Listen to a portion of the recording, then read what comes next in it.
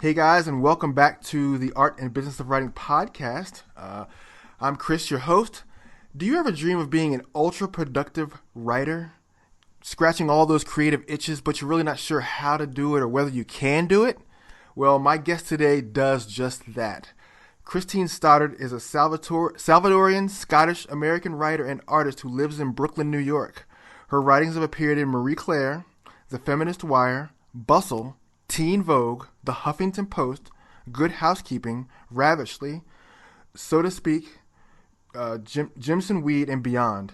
In 2014, Folio magazine named her one of the top 20 media visionaries in their 20s for founding Quail Bell Media. Christine's the author of Hispanic and Latino Heritage in Virginia, The History Press, and Ova, a forthcoming chapter book from Dance Girls Press. Christine, welcome to the show. Thank you so much. I'm excited to be here. Yeah, dude, man, what a laundry list of amazing writing accomplishments. Oh, thanks. Yeah, Yes. yeah. Man, I tell you, it was like sweating as I was like, wow, look at all she's done. This is amazing. This is like the dream. I don't know about that. There's some, that's right. So when did you first realize that you were interested in becoming a writer? Honestly, ever since I was a little girl, I've been writing my own stories, even writing for the school newspaper ever since I was a little girl. I was just constantly making little zines and comics for my younger sisters. I would illustrate my work. I also do some visual art as well. And I would just staple together these tiny magazines and sell them to my baby sisters for a quarter each. I would write for the elementary school paper. I was the editor of my middle school paper. I was involved in my high school paper. This is all I've wanted to do, tell stories of different kinds. And exactly what sort of stories I've told over the years has definitely evolved. But yeah, just knowing that this was what I always wanted to do really set me up early. And so, what kind of writing did you envision that you would be writing as an adult, as you grew up?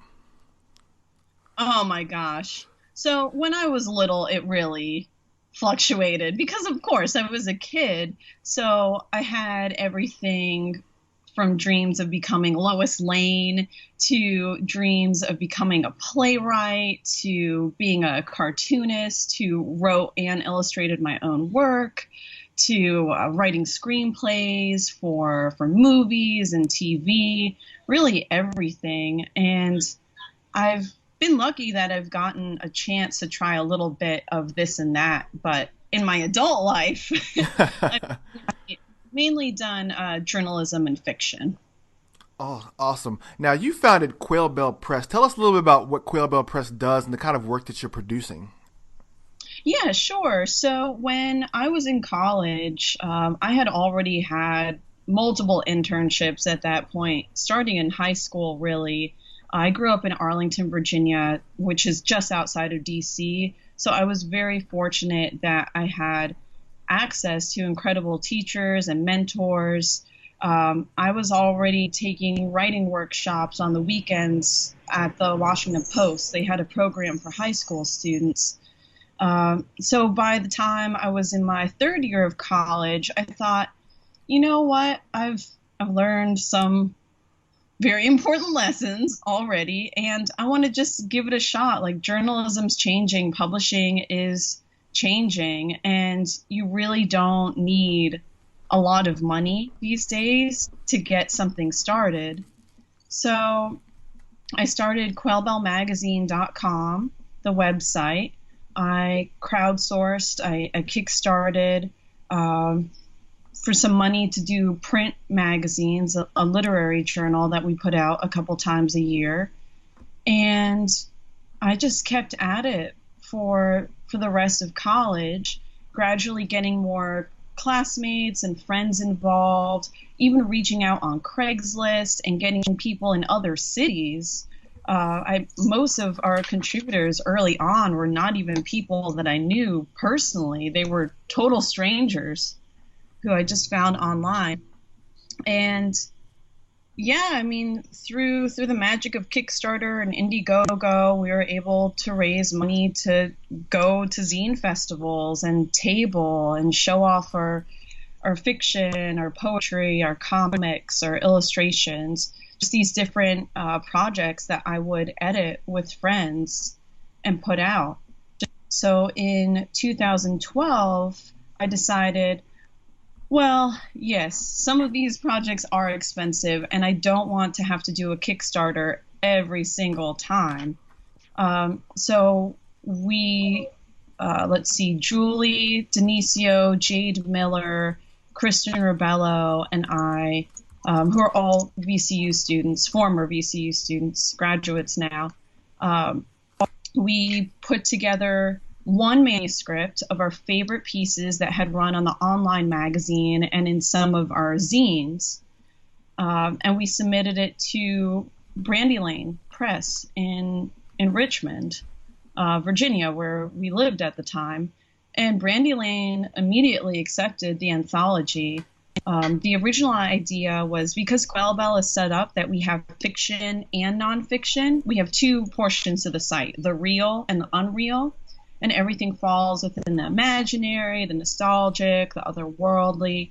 Originally, my idea was to have the anthology be double-sided, so you would flip it over and it would be fiction and poetry on one side, and on the opposite side it would be essays and articles. So Brandy Lane nixed that idea, and they said, we're going to do two separate anthologies. We're going to have the real as one anthology and the unreal as the other. So before I knew it, we went from having one book to two books. And initially I was a little bit disappointed because I was so focused on this concept of what I wanted. And then I figured, you know what? We have two books. That's amazing. And we have somebody who believes in us. So they signed us up for the Virginia Book Festival. They really just were amazing in helping Quail Bell get some more attention. And yeah, we've had our print projects written up in Time Out New York, Washington Post Express, a bunch of different literary magazines and websites about literary culture. And I think things really took off once Brandy Lane said, hey, we're going to give you these books. We're going to get them in Barnes & Noble. We're going to get them on Amazon. We're going to get them in indie bookstores. And now we just keep chugging along. We're going to try and get a publisher to put out our third anthology next year. We'll see. Wow. That's exciting. That's awesome. And I want to unpack a lot of the stuff. You said so many really, really cool things. And so I want to unpack and get you to answer some questions a little bit deeper. Yeah, sure. No, I just gave you an overview. No, I love it. No, I love it. So, so for our listener who is in high school, or they're high school age, 16, 17, 18, you talked about interning while you were in high school. How do they go about doing something like that? Where would you find internships with publications the way that you found the internship with Washington Post? Yeah, so if you're in a big city, then certainly you just have more access to certain opportunities. So like I said, I interned at the Washington Post the summer after my freshman year of college. But when I was in high school, I did their workshop program. So that was a Saturday program. And this is something that more and more regional newspapers are doing. They have some kind of teen program because they're trying to groom the next generation of journalists, because nobody knows what journalism is going to be. I mean, it's constantly evolving now that we have the internet.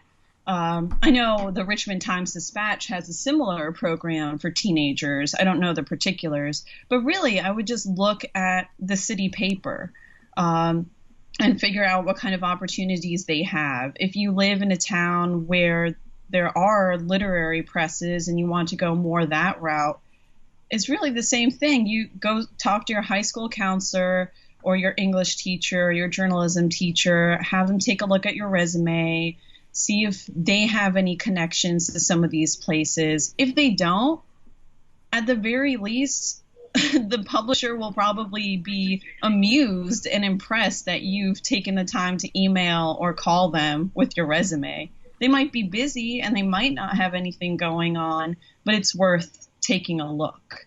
The other program that really helped me out in high school, which sadly just closed a couple months ago, was Young DC.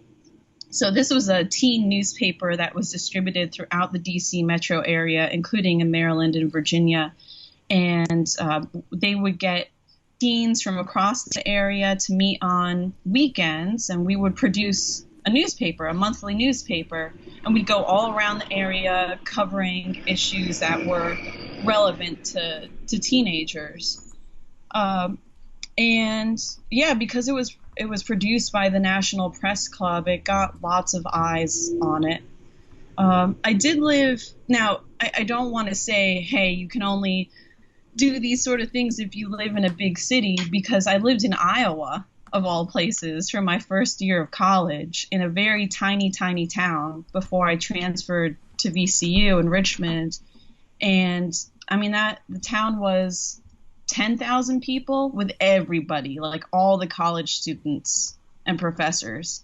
And I worked for the weekly newspaper there. And honestly, that was probably one of the best early experiences I had. Like, it doesn't sound impressive writing for this tiny paper, but it was. I mean, people love their local newspapers and magazines. They probably read those more loyally than anything else because that's what's going on in their community.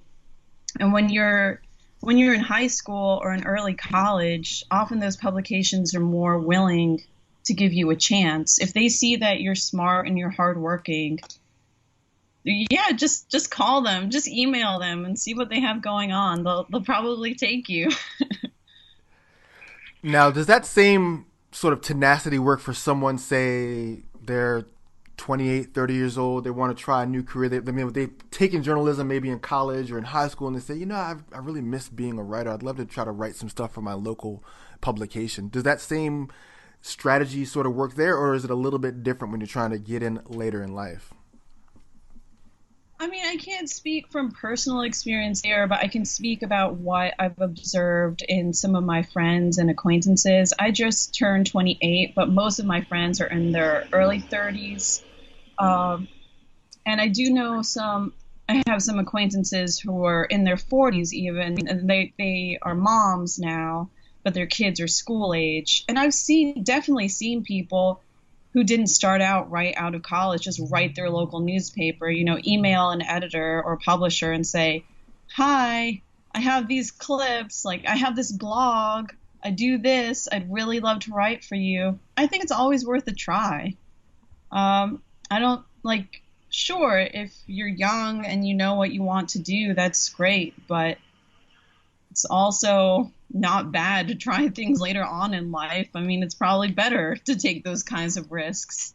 And I think usually people editors appreciate the life experience. I mean, when I was 18, what was I going to write about? Being a teenager? I just yes, I was curious and I was going to research and I was going to interview people, go and actually report.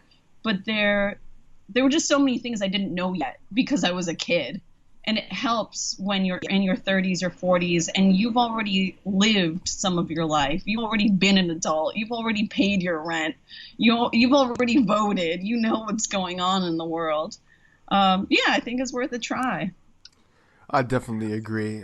You have to take those chances. And I think more often than not, you find that, especially with the local papers and local magazines, that they are more than likely they're more willing to give you a shot. Like you said, if you've got that life experience, if you know your audience, their audience, you know what they're talking about, they're likely to give you that shot. Yeah, and especially if you've had a career outside of journalism and publishing and you want to bring some expertise, like if you've worked in sales, there are lots of magazines, like trade publications, for instance, that are just about sales and advertising. You can look at community papers, but you can also look at trade publications that will probably value your expertise. If you've been a nurse, there are so many different medical and nursing magazines and websites specifically. Like Daily Nurse is one of them. You just bring that out, that life experience, that professional experience, and you, especially if you're in a highly desirable field where there aren't that many great writers, then you are definitely at an advantage. Now, when you talked about your literary journals, we'll shift gears to that. You talked about you crowdfunded your literary journals. What's the best way to go about that? If I've written, a literary journal, put one together, you said that you used Indiegogo and you used Kickstarter. Did you have one that you thought was better than the other or easier than the other, or was it project based? I like them. I think it's project based. I like them for different reasons. I know the rules have slightly changed, but at least when I used them, it used to be that with Kickstarter, you had to raise the exact goal or more. So if your funds came in under your goal, then you didn't get any of the money. Whereas with Indiegogo, it didn't matter. You raised what you raised and you got every dollar, even if you didn't reach your funding goal. So that may have changed since it's been a little while. But both were great for social media promotion. I think that was the biggest thing, like just emailing friends and family, posting on Facebook, trying to coordinate with local organizations and businesses and media, just getting eyes on the campaign.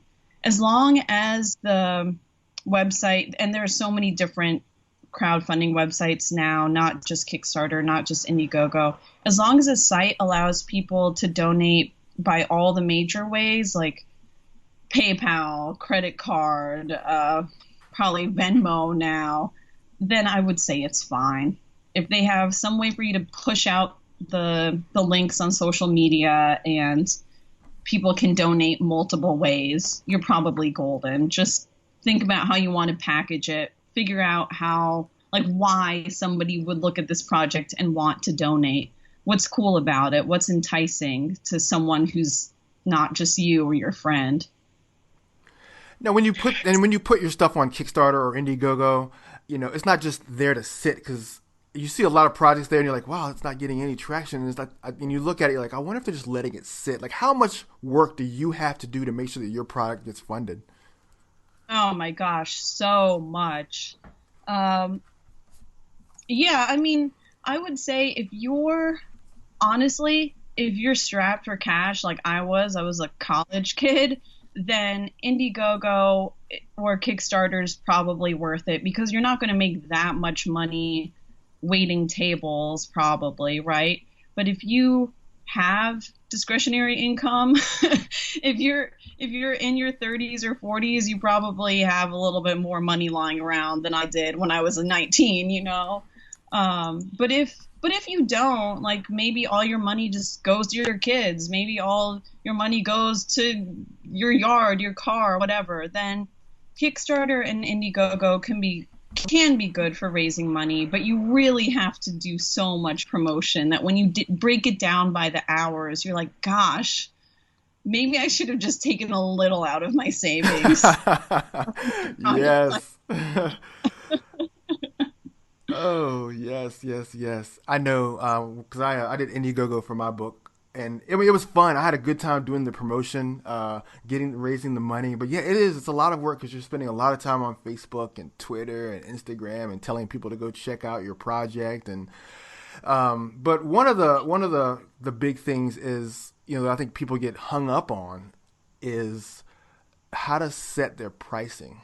Do you have any tips for that? Like, you had your anthology. How do you set pricing that wins?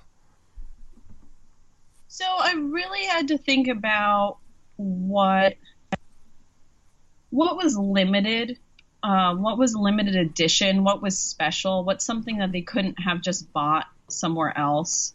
So I wasn't going to so Quail Bell's magazine, bookstore, we have a little online bookstore, and we do have certain things that are for sale year round. I mean, $5, $10, nothing's that expensive. So we weren't going to give away any of those prizes, like those items as prizes or incentives. We wanted everything to be special. So if you donated, then we could have someone one of our illustrators make a bookmark, like a design specifically for the donors of this Kickstarter or Indiegogo. Or we would put your name in the zine.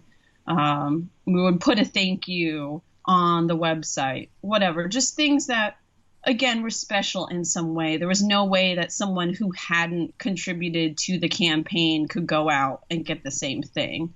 I think for lots of people, they just want to be recognized and they want to be affiliated with a project that they love. So you don't have to go out and spend like half of your goal money, half of what you fundraised on these incentives. Just think of ways that you can tie the donors to the project and make their connection clear, because lots of people just want to be able to say, hey, I helped fund that. Like, look, my name's in this zine, my name's on the website. I got this bookmark. I got this postcard. I got this limited edition print of the cover, and it's signed by the artist. Just anything that makes it distinctive in that way. And I wanted to quickly add that I think even if financially Kickstarter and Indiegogo is not always worth it, I think it's definitely worth it for the promotional aspect. Because all of the hustling you do on social media and reaching out to media outlets, you're spreading word about your project, and you might not be as inclined to do that if you are just drawing from your savings account. Like, okay, here's $2,000 that I'm going to put toward this, because you already have the money. But when you're promoting your Kickstarter or your Indiegogo, you were trying to bring everybody in your social network to at least look at this site. And even if they don't donate, they know about something that you're doing, and they might not have known otherwise. Nice. Yeah, I definitely tend to agree with that. People do want to feel like they're part of the project. They want to feel like they did fund something that was successful, and and people do want to feel like they're part of your success as well. Yeah.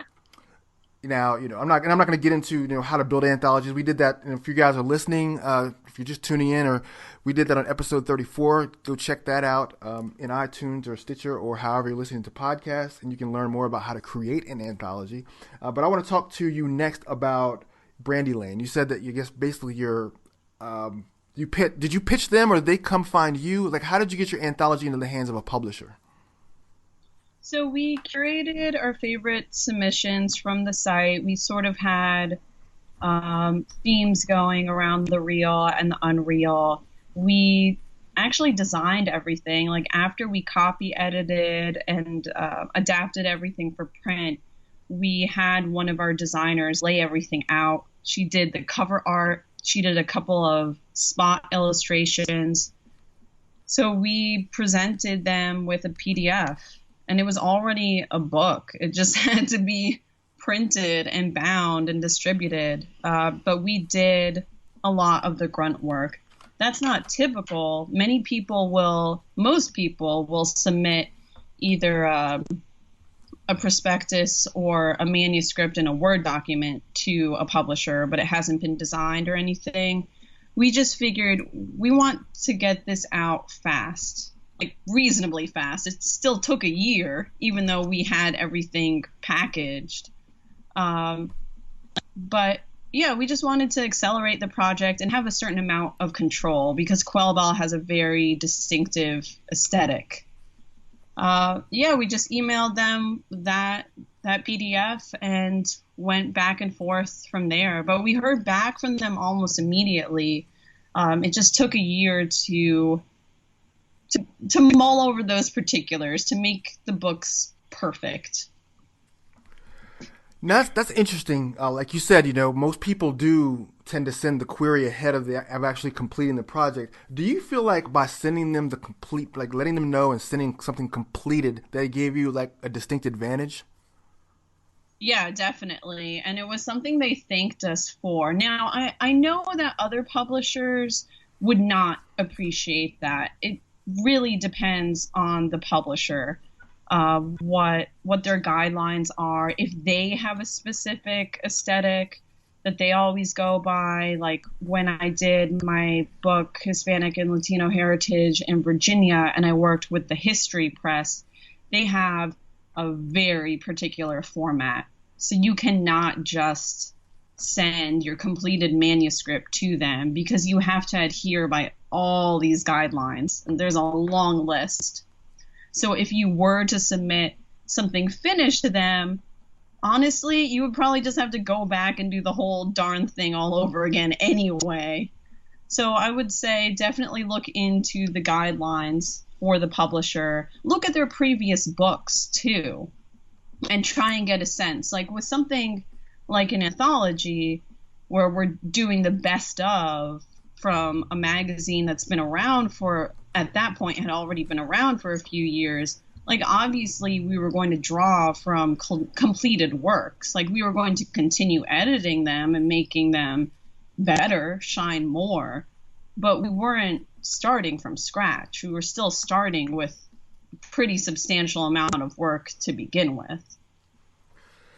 Now, with pitching your books, do you find that it's been easier for you to pitch them to publishers now that you've already had experience with publishers, or how was that first time, and then how has it been since then?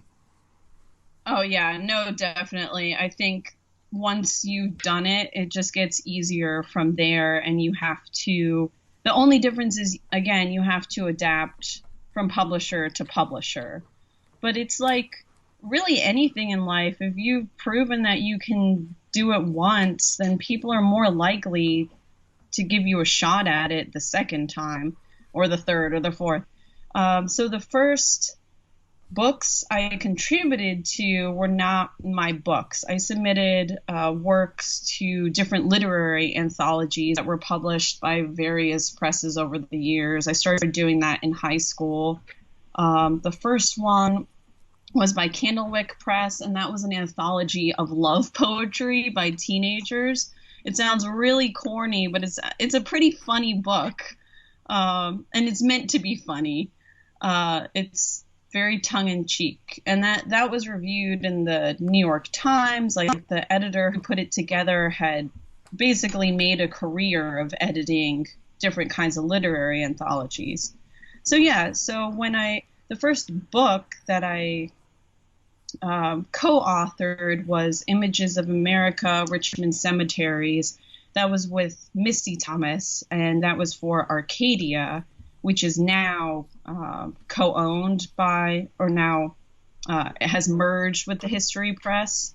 So when I went to that publisher, I put together some of my best magazine clips and some of my best book clips from those different anthologies, and said, hey, I haven't done a book yet, but I've written stuff that's been published in other books and in magazines, and I have this idea for a book, and I'm going to co-author it with this person.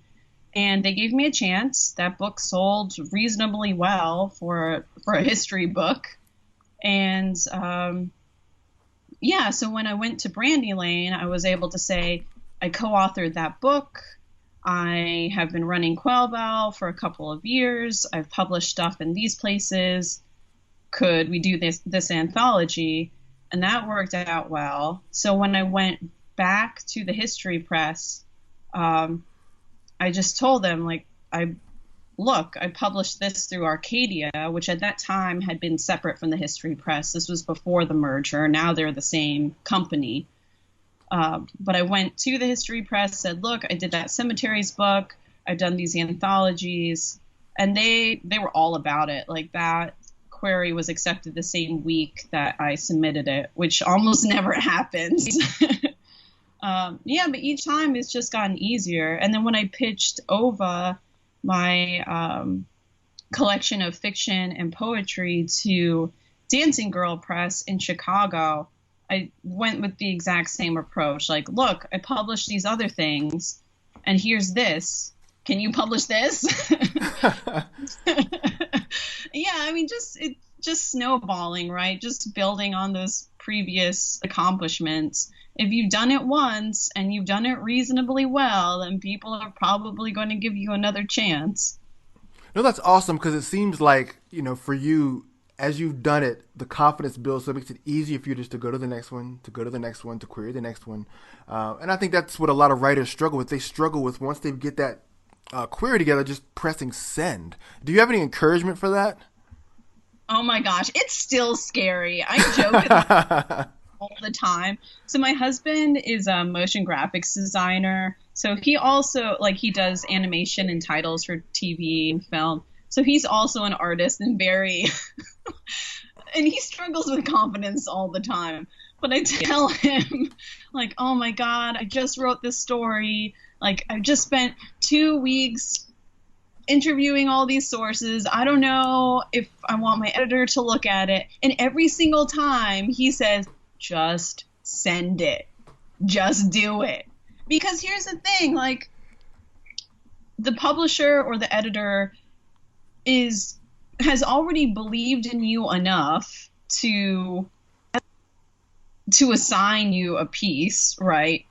And from there, you really have a chance to just prove it to them. Like, if you have already published pieces in magazines and newspapers, those editors, those publishers have believed in you. So when you go to a book company, whatever kind of small press, medium press, large press, you need to just consolidate what you've done, show them links to your previous work, make sure that your query is as tight and to the point as it needs to be. But really, you've had all these other people believe in you. Just do it again. No matter how scared you are, just press send. Just do it. And if they don't like it, that's okay. Oftentimes, it's not personal.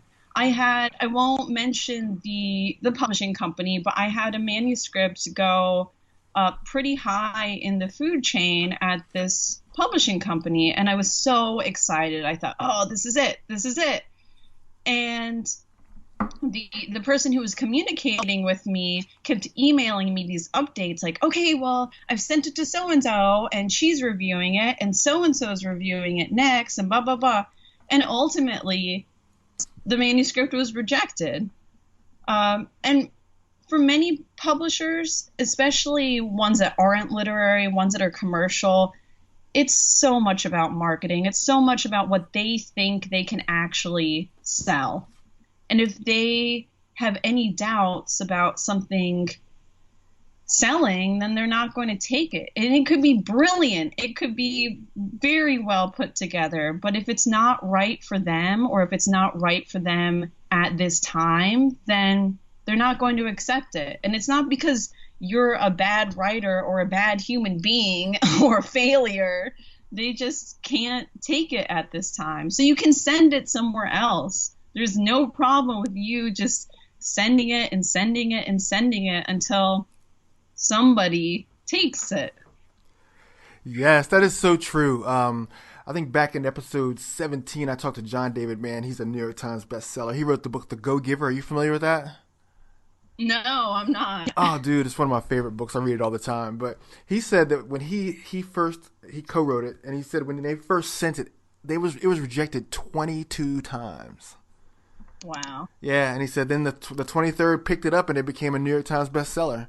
So wow. You just never know. Like you said, you never know. It's not a personal thing. It's just that every publisher has a different objective, and you may not be the author for them. They might not be the right fit, and then the right fit comes along for you at some point. Yeah, and I think writers always have to think with a business mindset as well. It's very smart to see go as far back in a publisher's history as you can. Look at their directories, read their other titles, make sure that you're not pitching something that's too similar to what they've already done. You want it to be in the same vein as their work. I mean, don't pitch a basketball book to a publisher that only does books on flowers. Like, make sure you do your market research. But you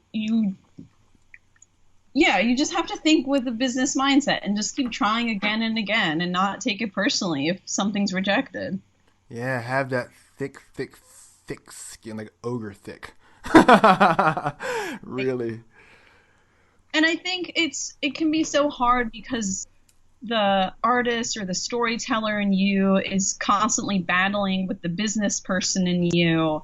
But when it comes to writing the book, that's where the artist comes in. When it comes to selling the book, making sure it gets picked up somewhere, that's where the business person has to win. And you have to let that part of you do all the talking and all the thinking once you actually start pitching the book. Right, exactly. Now let's talk about your current project. Let's talk about OVA. Yeah. Tell us a little bit about OVA, what it's about, kind of, dish on it. Yeah, sure. So that is a chapbook, which means it's teeny tiny. It's about 30 pages of flash fiction and poetry. So flash fiction in this case is fiction, is stories that are 1,000 words or fewer, and the poems are really all lengths. But I had previously been signed with a small publisher, and that deal fell through. This is back in college, and this is what I'm saying about like always just try again. That deal fell through, and I was absolutely heartbroken. But I think ultimately it worked out because I was able to take many of these stories and polish them and submit them to a publisher that I think is just a better fit. So the stories all are about the female body in some way. And Dancing Girl Press is a feminist press. So they only represent works by female writers, and they prefer stories that deal with women's issues in some way. So all of these stories do. Now it's not just literally Roe versus Wade like the whole way through, but they're just different ways that the book touches on breast cancer, menstruation, just all sorts of things. Not even in an overt way. Just this is a female character and this is her story. And the book's going to come out in the spring. I'm really excited about it. Very cool. So what was the inspiration behind putting that book together? So originally the book that was dropped before was called Once Upon a Body, and that was a much bigger collection of works about the female body. But I decided to, when that deal didn't work out, just regroup some of the stories and look more carefully at some of the themes. So these stories all have a maternal angle to them that not all of them in the original collection did. And I guess just generally, like, I've been so interested in women's issues ever since I was a kid that I wanted to write more about the female body. I mean, so often in media, in literature, in all sorts of storytelling forms, we hear jokes about, oh, well, women and their time of month. Oh, grumpy women. Oh, those hairy-legged feminists, those feminazis. Those, like, okay, but there are all kinds of women out there, and every single woman, regardless of her color, her creed, her economic background, every woman has a body. And every woman relates to that body in a different way. And I just wanted to tell stories from these different perspectives of these different women, and not just focus on abortion, because honestly, so often that's one of the only ways that women's bodies are discussed. But our bodies are a lot more complicated and different in many ways than men's bodies are. And it's worth mentioning other aspects of women's bodies and the female experience versus this one act. So that's what it was. Just so many things going on in the news. But I think that makes the best writing, though. When you find something that you're passionate about, you find a topic or something that's trending, that's really strong, that people want to know more about. I think that's always creates some of the best writing. Yeah, I hope so. No, I agree. Oh man, you should have released your book today. I know. I thought about that. Like it should You, have been a Trump book. It should have been an election day book. it should have been an election day book. It's the perfect time to release it. Now let's talk about the other book that you had released earlier this year, back in I believe it was June, the Hispanic and Latino Heritage in Virginia. Yes. Yeah. So it came, I think the online edition came out in June. The print one came out in September. I have trouble keeping track. Which is actually Latino Heritage Month, right? Hispanic Heritage Month. Yeah. September Partially, 15th to yeah. October 15th. Right. Yep.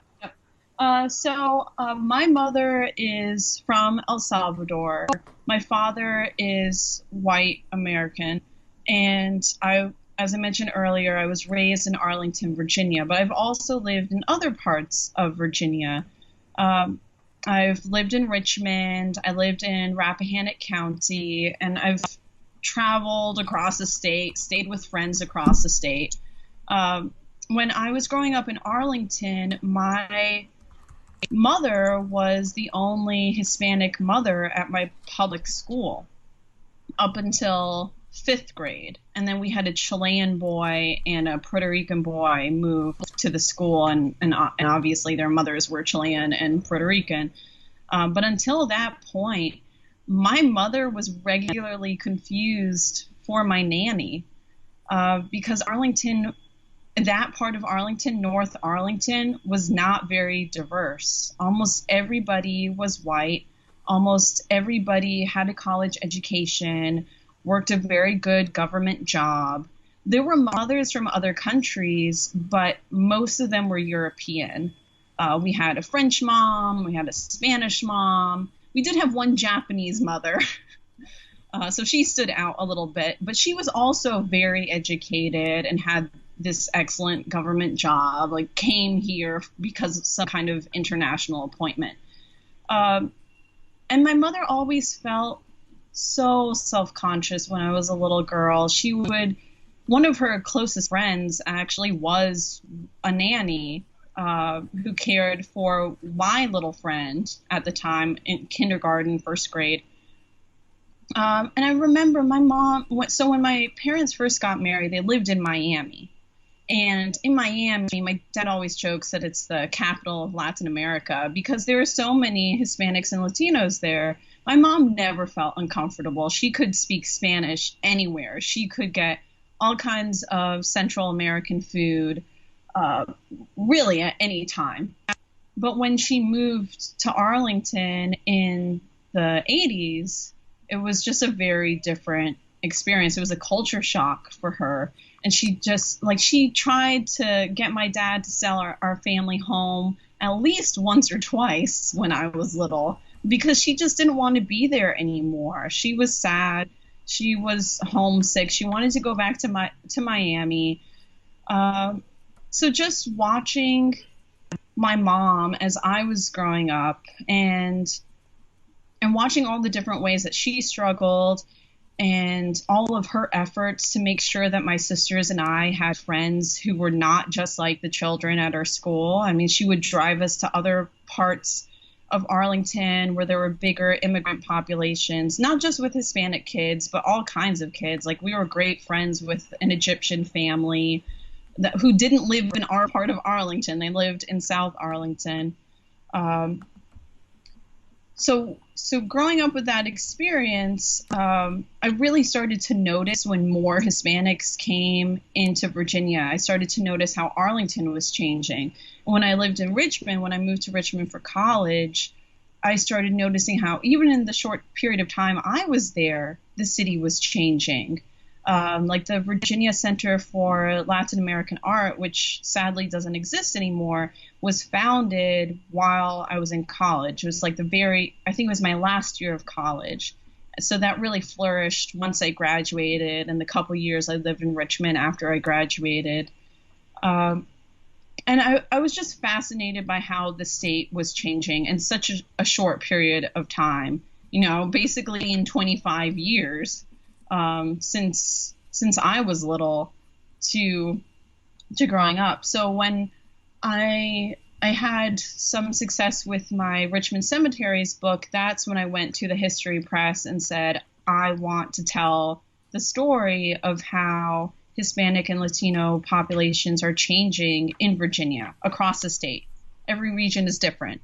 I want to profile some of the movers and shakers. I want to introduce some of the different cultural aspects to people who aren't Hispanic and Latino and might pick up the book because they're wondering, well, how come my church has all these Spanish services now, and how come the service is different than the English service? How come we have a Mexican and a Salvadoran restaurant? What's the difference between these two cultures? That sort of thing. So, I mean, the book is like 135 pages. It's not terribly long. It's really just an overview. But the idea was really just to introduce what's going on in Virginia, how the state is changing and trying to adapt for this population. Well, you've definitely proved today that writing about your experience is a very real and profitable thing. Yeah, no, really, write what you know. Yes. And I know it probably sounds so obscure, like Hispanic and Latino heritage in Virginia. I remember I moved to New York a few months ago, and there were a couple places where I had to promote the book. And some people thought, well, wow, yeah, that is so obscure. Why? What is there to write about there? Like, is there really a Hispanic population in Virginia? Yeah, of course, some New York snobbery there too. Like, I've actually been to Virginia, just wondering. But yeah, I mean, the reason why I was able to write that book was because of who my mother is and what my childhood was and just what I grew up seeing in my home state. You can live anywhere and write a book. You don't have to be in New York. You know, I could have stayed in Virginia and been doing most of the same stuff. It really would not have made a difference. You just write about your life, and it doesn't have to even be your personal life if you don't wish to write about it, but just things that you've observed from your experience. You can do third-person reporting just on things that you know from your personal life without ever writing first person if you don't want to. Yeah, and I was reading something, maybe it was a few months ago, where it actually said, I guess, Salvadorians have the largest Hispanic population in Virginia. Yeah, they do. And that's definitely changing. But it's because it's really because of the Civil War that happened there from the late 70s to the early 90s. And Salvadorans earned refugee status in the United States in the mid 80s. And at that point, many people relocated to the DC area or Los Angeles. That's where they were placed. That's where communities were already starting to form, and they got bigger and bigger. Wow. So how do you go about starting a project of that magnitude?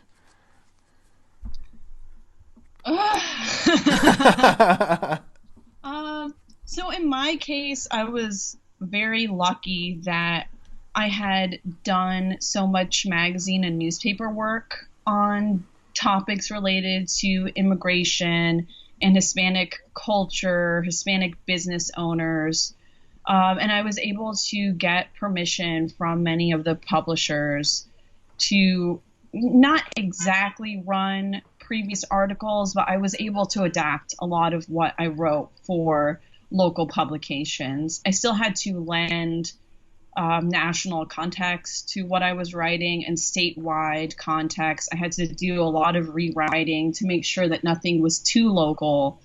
But it was, even with all of that permission, I still had 2.5 years of research, of reporting, of interviewing different people, of going to different libraries, different sites, taking photos, coordinating with my little sister who lived in Mexico at the time and was able to provide additional photos for me. I mean, with the history press, they have such a specific. This is what I was saying before earlier about format. When you're writing for a series like I did, there is a specific format. There are guidelines that you have to follow. So I had to write to those guidelines, to that format.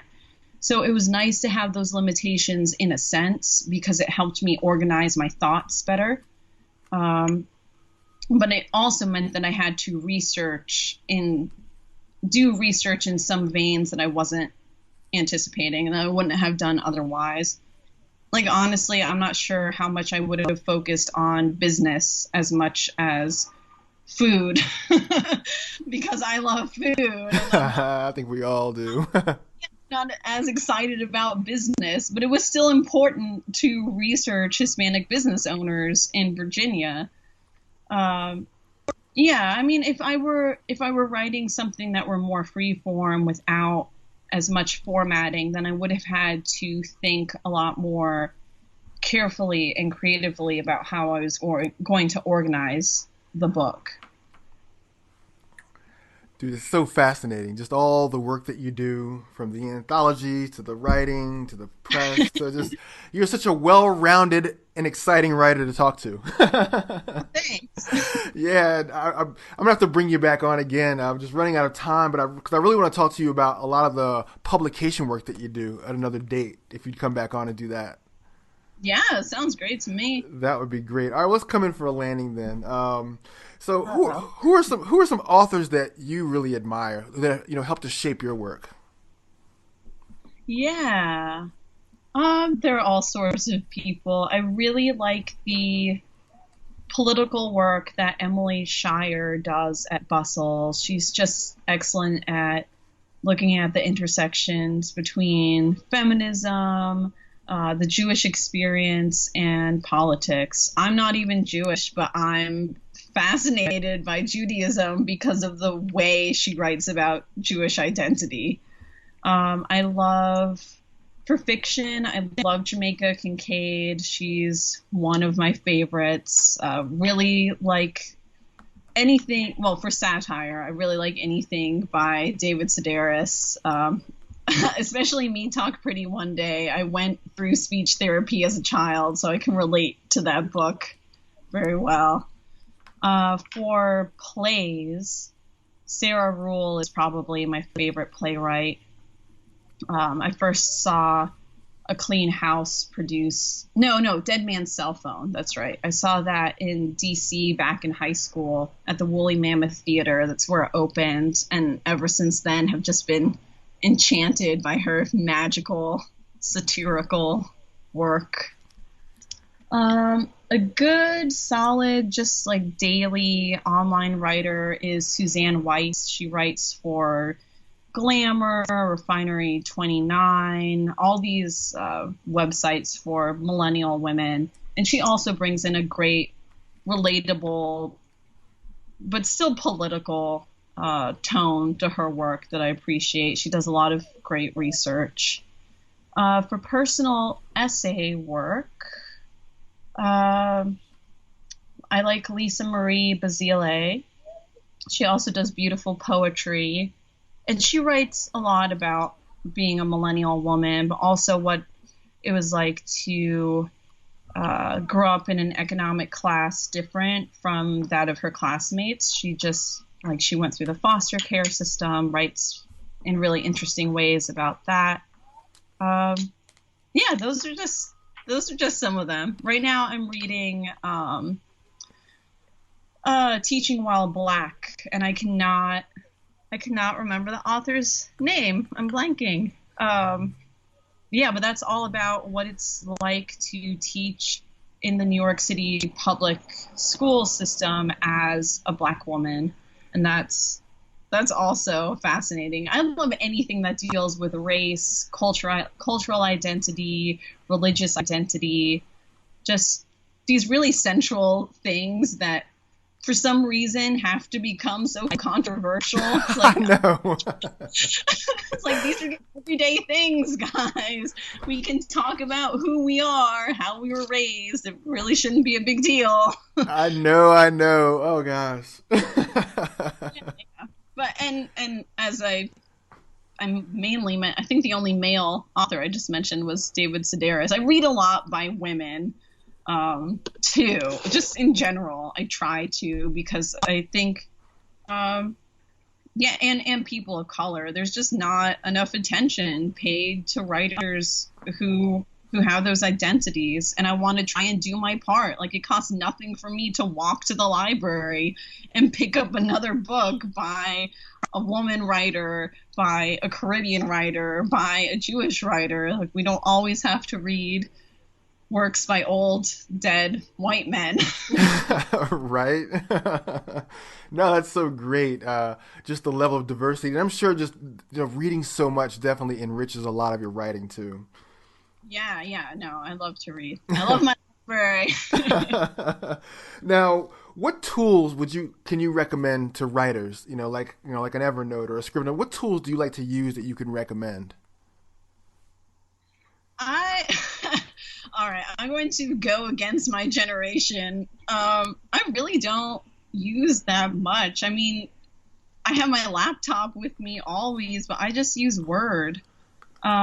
Sometimes I'll use Google Docs if I have to share something with an editor, like if they want to have all of my sources to double check or to follow up with, especially if I have anonymous sources. I use the recorder app on my phone a lot, the voice memo, when I'm doing interviews. But still, I always have my notebook, I always have my pen and my laptop, and those are my main things. I think nothing can substitute the good old-fashioned, just regular tools. It helps. I mean, yeah, on my phone, let's see. Besides the voice memo app, I take a lot of photos. I should mention that too. So I do take a lot of photos for reference, especially when I'm doing on-the-ground stuff. Even if these are not photos that are going to be published, I think it can really help me when I'm in a situation where I'm running around and I can't always take detailed notes. Well, I can take a photo and I can refer to that later, and then just write down the things that are not captured in the photo. Yeah, but I don't use any of the other Scrivener, any of that stuff. Just the basics. I like it. Keeping it simple. All right, and then tell our listeners, how can they connect with you? The easiest way is to go to wordsmithchristine.com. That is my portfolio site, and there's a link to Quail Bell magazine. There's a contact form, so you can email me. My phone number's there, though please don't call me unless it's pressing. Yeah, and samples of my work are there. Samples to some of my visual work are there as well. Yeah, that's the easiest thing, wordsmithchristine.com. Awesome. Wow, what a great conversation. Yeah. Ambled around, but thanks. No, it's great. It's so robust. Everything from, how you put your anthologies together to how to, be bold and contact publishers to how people can get started. It's been great. So thanks for the time. Thank you so much. I appreciate it. Yeah, and we'll do it again soon. Good.